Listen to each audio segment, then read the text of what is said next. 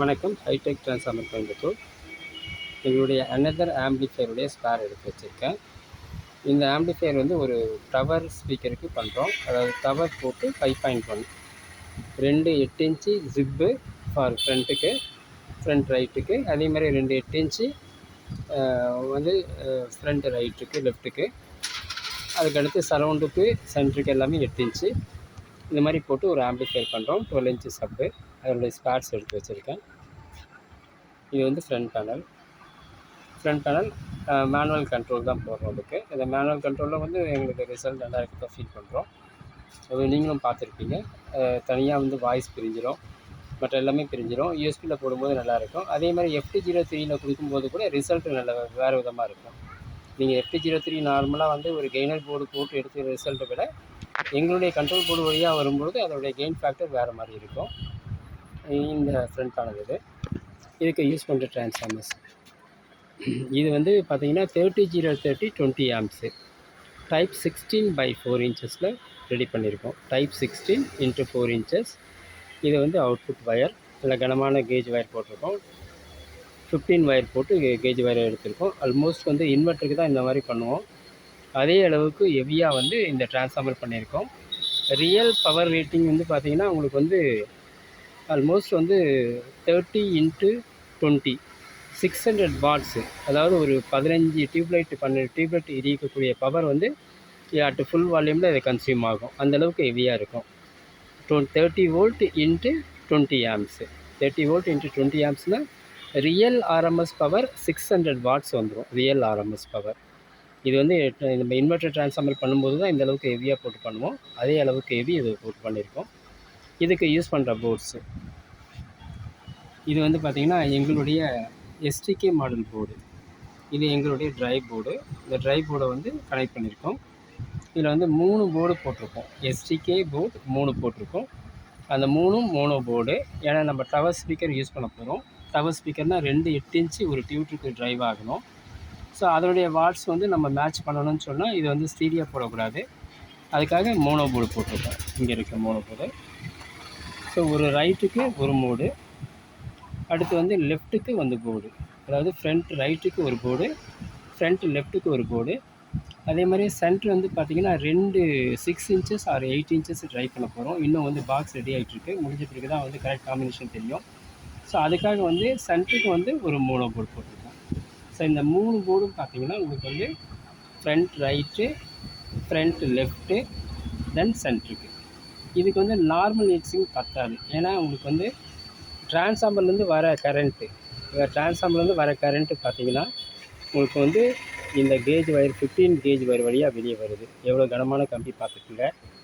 இந்த எல்லா கரண்ட்டுமே வந்து உங்களுக்கு வந்து அந்த லோடு கனெக்ட் பண்ணும்போது ஸ்பீக்கருடைய காயில் வழியாக தான் வெளியே வரணும்.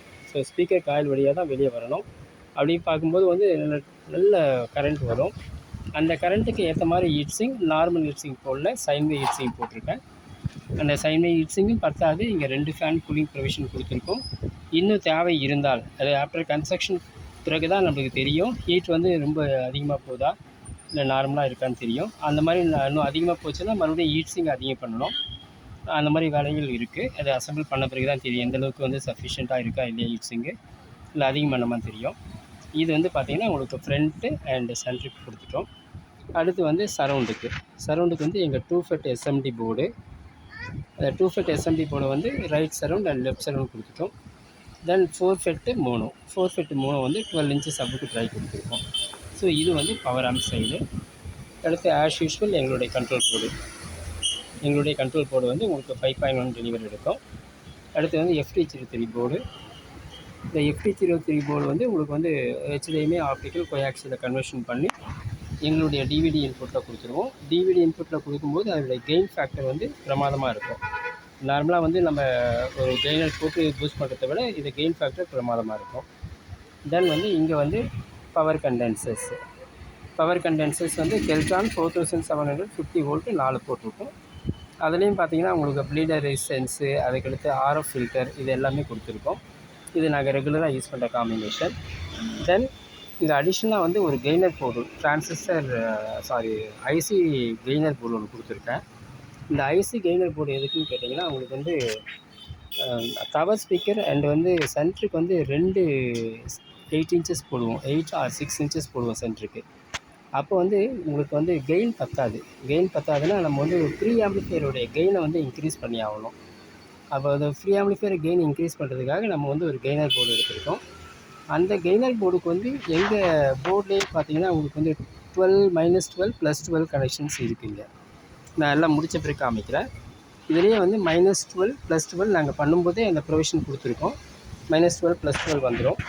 ஸோ அந்த வோல்ட்டை எடுத்து இந்த போர்டு கொடுத்துருவோம். இந்த போர்டில் கொடுக்கும்போது என்னென்னு கேட்டிங்கன்னா இது வந்து 24/024 கொடுக்குற மாதிரி இருக்கும். அந்த ரெசிஸ்டன்ஸுக்கு முன்னாடி கொடுத்துருவோம். ரெசிஸ்டன்ஸ் முன்னாடி கொடுத்துட்டு அங்கே ரெகுலேட்டட் வோல்ட்டு வந்துடும். ரெகுலேட்டட் வோல்ட்டு -12 +12 வோல்ட் வந்துடும். அது மாதிரி ரெகுலேட்டட் வோல்ட் வரும்பொழுது இந்த போர்டும் மேக்ஸிமம் கம்ப்ளைண்ட்ஸ் வராது.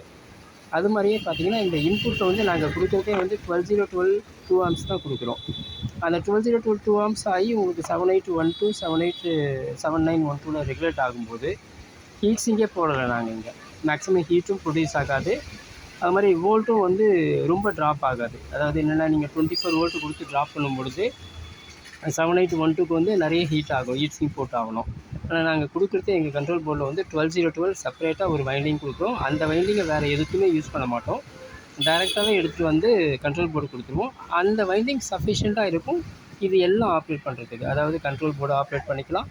அதே சமயத்தில் ஏதாவது கெய்னர் போர்டு தேவைகள் இருந்தால் கெய்னர் போர்டு நார்மல் பர்பஸுக்கு சரியாக போயிடும். கொஞ்சம் அடிஷ்னலாக நம்ம வேணும்னு சொல்லும்பொழுது வந்து ஒரு கெய்னர் போர்டு அடிஷ்னலாக ஆட் பண்ணணும். அது எங்கே ஆட் பண்ணணும்னு கேட்டிங்கன்னா நம்ம வந்து ப்ரீ அவுட் எடுக்கிறோம். ஃப்ரண்ட்டுடைய ப்ரீ அவுட் எடுக்கிறோம். அந்த ஃப்ரண்ட்டுடைய ப்ரீ அவுட்டில் வந்து இந்த கெய்னர் போர்டுக்கு இன்புட்டாக கொடுத்துடணும். அதுலேருந்து மறுபடியும் கெய்னர் அவுட் எடுத்து நம்ம பவர் ஆம்ப் கொடுத்துக்கணும். அந்த ஃபார்மேஷனில் பண்ணணும். அப்போ 2 ஃப்ரண்ட்டு அதாவது right and left then centre இது எல்லாமே மொத்தம் 4 சேனல் இருக்குது. ஒரு சேனல் டம்மி. தேவைகள் இருந்தால் சப்புக்கு போடலாம். பட் வந்து அது ப்ராக்டிக்கலாக நம்ம யூஸ் பண்ணும்போது தான் தெரியும். அப்போ அதற்காக 4 சேனல் போட்டிருக்கேன். சரௌண்டுக்கு தேவை இருக்காது. சரௌண்டுக்கு சஃபிஷியண்ட்டாக இருக்கும். அது இல்லாமல் அது சரௌண்ட் அதிகமாக போச்சுன்னா உங்களுக்கு அந்த ஏரியாவே வேறு மாதிரி ஒரு ஃபீல் கிடைக்கும். எக்கோ சவுண்டாக கிடச்சிட்ருக்கும். அதனால் சரௌண்ட் மைல்டாக தான் இருக்கணும். அப்போ தேவைகள் இருந்தால் சப்புக்கும் ஆட் பண்ணிக்கலாம். அது வந்து நம்ம அசம்பிள் பண்ணி முடித்து ரிசல்ட்டை செக் பண்ணும்போது தான் தெரியும்.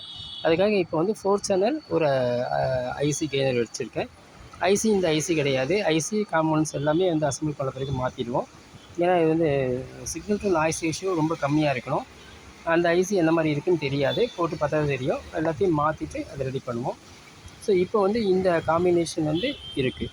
அதாவது உங்களுக்கு வந்து ஒரு டிரான்ஸ்ஃபார்மர், ஒரு கண்ட்ரோல் போர்டு, ஒரு வந்து 3 சேனல் போர்டு, அதுக்கடுத்து வந்து ஒரு 8 FET board, then power supply, then FP03.